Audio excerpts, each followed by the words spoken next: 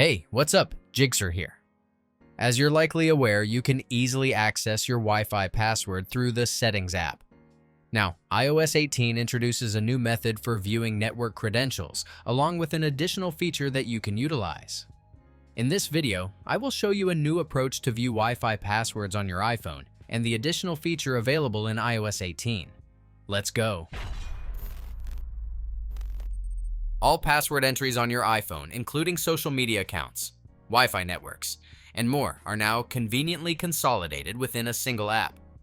To access this centralized location, open the Passwords app and authenticate using Face ID or your device passcode.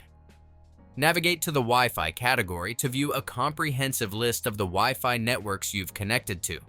Select the specific network you're interested in and tap the Password field to reveal Copy or Share it.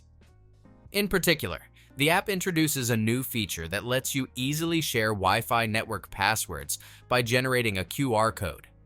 This QR code can be easily scanned by others, simplifying and speeding up the process of connecting to your network.